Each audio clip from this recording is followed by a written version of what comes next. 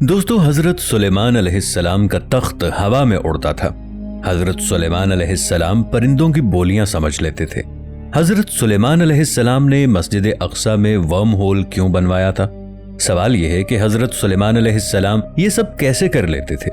دوستو، ویڈیو میں آگے بڑھنے سے پہلے پاکستان کے سب سے بڑے scientific channel if T V کو سبسکرائب کر لیں اور ساتھ موجود بیل آئیکن کو پریس کر لیں تاکہ ہماری آنے والی ویڈیوز آپ تک بر وقت پہنچتی رہیں۔ دوستو، سلیمان علیہ السلام اللہ تعالیٰ کے برگزیدہ نبی تھے۔ آج سے تقریباً 3000 سال پہلے حضرت سلیمان علیہ السلام جنوں، انسانوں اور پرندوں پر بیک وقت حکومت کرتے تھے۔ حضرت سلیمان علیہ السلام اپنے اڑنے والے تخت پر 8 گھنٹے میں پورے مہینے کا سفر طے کر لیا کرتے تھے۔ سوال یہ ہے کہ کیا حضرت سلیمان علیہ السلام کے زمانے میں اڑنے والی مشینیں بھی پائی جاتی تھیں؟ پرانی زبانوں پر ریسرچ کرنے والے بھارتی ڈاکٹر جوسیر نے ایک حیران کن تحقیق کی۔ ڈاکٹر جوسیر کے مطابق آج سے ہزاروں سال پہلے کے انسان ٹیکنالوجی میں بہت آگے تھے۔ ڈاکٹر جوسیر نے قدیم ترین کتابوں میں اڑنے والی مشینوں کے ڈیزائن اکٹھے کیے ہیں۔ جدید ترین جہازوں کے یہ ڈیزائن دیکھ کر عقل دنگ رہ جاتی ہے۔ 1981 میں ڈیوڈ ہیچر چلڈرس نامی ایک امریکی ریسرچر نے ایک حیران کن کتاب لکھی۔ اس کتاب میں ڈیوڈ ہیچر نے انکشاف کیا کہ قدیم زمانوں کے لوگ سائنسی ٹیکنالوجی میں بہت آگے تھے۔ ڈیوڈ ہیچر کی تحقیق کے مطابق صدیوں پہلے ہوا میں اڑنے والی ایسی مشینوں کا ثبوت ملتا ہے جن کے ذریعے قدیم زمانوں کے لوگ آسمانوں میں سفر کیا کرتے تھے۔ سوال یہ ہے کہ حضرت سلیمان علیہ السلام جس تخت پر سفر کیا کرتے تھے وہ تخت بھی ایسی ہی کوئی اڑنے والی مشین تھا؟ امریکی خلائی ادارے ناسا نے کچھ سال پہلے باقاعدہ تسلیم کیا تھا کہ صدیوں سے زمین کی فضا میں اڑن تشتریوں کے دیکھے جانے کے ثبوت مل رہے ہیں۔ ناسا کا کہنا تھا کہ وہ آج تک آسمان پر اڑنے والی ان پر اسرار اڑن تشتریوں کا راز نہیں جان سکے۔ عین ممکن ہے کہ سلیمان علیہ السلام بھی ایسی ہی کسی اڑنے والی مشین میں سفر کرتے ہوں۔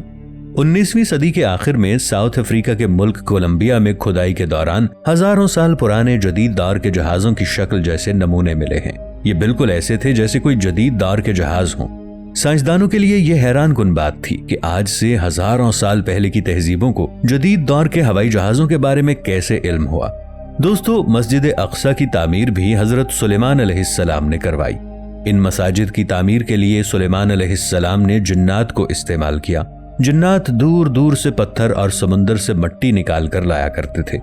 مسجد اقصی وہی جگہ ہے جہاں سے آپ صلی اللہ علیہ وآلہ وسلم کو اللہ تعالیٰ نے آسمانوں پر بلوایا تھا۔ سوال یہ ہے کہ آخر مسجد اقصی میں کون سی ایسی بات ہے کہ اللہ تعالیٰ نے یہیں سے آپ کو معراج پر بلوایا؟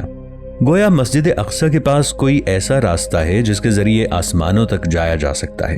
یہ بات ذہن میں رکھیے گا کہ مسجد اقصی جنات نے تعمیر کی تھی۔ جنات ایک 4th ڈائمینشنل مخلوق ہے۔ 4th ڈائمینشنل مخلوق ایسی مخلوق ہوتی ہے جس کو سمجھنا انسانی حواس خمسہ کے لیے بہت مشکل ہے۔ جب حضرت سلیمان علیہ السلام جنات سے مسجد اقصی کی تعمیر کروا رہے تھے تو یہ دراصل مسجد اقصی کی تعمیر نہیں تھی۔ حضرت سلیمان علیہ السلام جنات سے ورم ہول بنوا رہے تھے۔ ورم ہول سے مراد آسمان تک جانے والا ایسا شارٹ کٹ راستہ ہے جس کے ذریعے آخری نبی صلی اللہ علیہ وآلہ وسلم نے معراج کے سفر کو جانا تھا۔ الہامی کتابوں میں ایسے راستوں کا ذکر ملتا ہے جن کے ذریعے پلک جھپکنے میں اربوں میل کا فاصلہ طے کیا جا سکتا ہے۔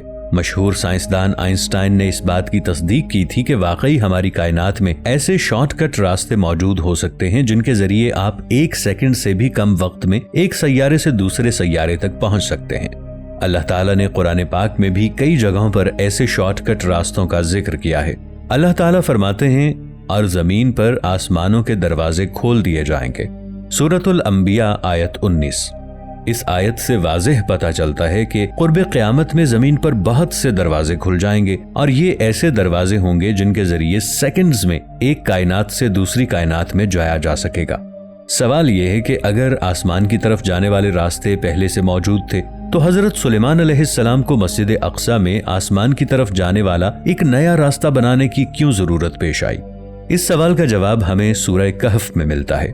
سورہ کہف میں اللہ تعالیٰ نے حضرت ذوالقرنین کا قصہ بیان کیا ہے۔ اس قصے میں بتایا گیا ہے کہ حضرت ذوالقرنین نے یاجوج ماجوج کو روکنے کے لیے ایک دیوار بنائی۔ اس دیوار کی وجہ سے یاجوج ماجوج ہمارے سیارے پر آنے سے قاصر ہیں۔ دراصل حضرت ذوالقرنین نے زمین پر کھلنے والے تمام ورم ہولز کو بند کر دیا تھا۔ حضرت سلیمان علیہ السلام کو آسمان کی طرف جانے والا نیا راستہ بنانے کی ضرورت ہی اسی لیے پیش آئی کیونکہ پچھلے تمام راستے حضرت ذوالقرنین علیہ السلام بند کر چکے تھے۔ اب سوال یہ ہے کہ ورم ہول بنانے کے لیے حضرت سلیمان علیہ السلام نے مسجد اقصی کا انتخاب ہی کیوں کیا؟ 20ویں صدی کے اوائل میں ماہر آثار قدیمہ الفریڈ واٹکنز نے لے لائنز کا تصور دیا۔ الفریڈ واٹکنز کے مطابق زمین پر مختلف مقدس مقامات اور قدیم سٹرکچرز کے مابین مقناطیسی لائنز پائی جاتی ہیں۔ کچھ ماہرین کا خیال ہے کہ یہ مقناطیسی لائنز زمین کی توانائی کے مرکز سے جڑی ہوئی ہیں۔ حضرت سلیمان علیہ السلام نے مسجد اقصی بھی شاید ایسے ہی کسی پوائنٹ پر تعمیر کروائی تھی۔ زمین پر ورم ہول بنانے میں حضرت سلیمان علیہ السلام کے وزیر آصف بن برقیہ رحمت اللہ علیہ کا کردار بھی سب سے زیادہ تھا۔ آصف بن برقیہ ایک انسان تھے۔ آصف بن برقیہ رحمت اللہ علیہ ورم ہول بنانے کے ماہر تھے۔ جنات خود کو حضرت سلیمان علیہ السلام کا جانشین سمجھتے تھے، اسی وجہ سے حضرت سلیمان علیہ السلام کے دربار میں جنات اور انسانوں کے مابین ایک خلش رہتی تھی۔ بعض اسناد کے مطابق حضرت سلیمان علیہ السلام کی وفات کے بعد ابلیس نے جادو اور عملیات کی ایک کتاب لکھی۔ اس کتاب کا مقصد حضرت سلیمان علیہ السلام کو بدنام کرنا تھا۔ اس کتاب کی جلد پر لکھا تھا کہ یہ وہ علوم ہیں جو آصف بن برقیہ نے سلیمان بادشاہ کے لیے لکھے۔ اس کتاب سے ابلیس یہ ثابت کرنا چاہتا تھا کہ حضرت سلیمان علیہ السلام نے جادو کے ذریعے حکومت حاصل کی تھی۔ اس کتاب کا نام کلیات آصف بن برقیہ ہے۔ یہ کتاب آج بھی موجود ہے۔ حقیقت یہ ہے کہ اللہ کے نبی کبھی بھی جادو کا سہارا نہیں لیتے۔ جب حضرت سلیمان علیہ السلام نے ملکہ سبا کا تخت لانے کا حکم دیا تو آصف بن برقیہ تخت کیسے لے کر آئے؟ قرآنی آیات کے مطابق جب حضرت سلیمان علیہ السلام نے ملکہ سبا کا شاہی تخت منگوانے کا ارادہ کیا تو ایک جن نے کہا کہ میں آپ کے کھڑے ہونے سے پہلے اس تخت کو یہاں لے آؤں گا۔ ایک اور شخص جن کو کتاب کا علم دیا گیا تھا، انہوں نے کہا کہ میں پلک جھپکنے سے پہلے تخت کو حاضر کر دوں گا، اور انہوں نے یہ کام انجام دے دیا۔ سورۃ النمل کی آیت 40 میں اللہ نے اس فرد کا نام نہیں لیا، لیکن مشہور نظریے کے مطابق مفسرین اس شخص کو آصف بن برقیہ سمجھتے ہیں۔ اسی طرح بعض مفسرین اس شخص کو حضرت سلیمان علیہ السلام اور بعض ان کو حضرت خضر علیہ السلام قرار دیتے ہیں۔ سوال یہ ہے کہ حضرت سلیمان علیہ السلام کے وزیر آصف بن برقیہ کا تعلق ہماری کائنات سے تھا یا کسی اور کائنات سے؟ ناظرین، آصف بن برقیہ جن کو اسم اعظم کا علم دیا گیا تھا، مورخین آصف بن برقیہ کو حضرت سلیمان علیہ السلام کا خالہ زاد یا ان کا بھانجا قرار دیتے ہیں۔ آصف کے بارے میں نقل ہوا ہے کہ انہیں اسم اعظم حاصل تھا اور جب بھی دعا کرتے تو ان کی دعا قبول ہوتی۔ حضرت امام محمد باقر علیہ السلام سے نقل ہوا ہے کہ اسم اعظم کے 73 حروف ہیں۔ ان میں سے آصف بن برقیہ کو صرف ایک حرف کا علم دیا گیا تھا۔ حضرت سلیمان علیہ السلام نے عمر کے آخری ایام میں اللہ کے حکم سے آصف بن برقیہ کو اپنا وصی مقرر کیا اور مواریث انبیاء، نور اور حکمت ان کے سپرد کر دیا۔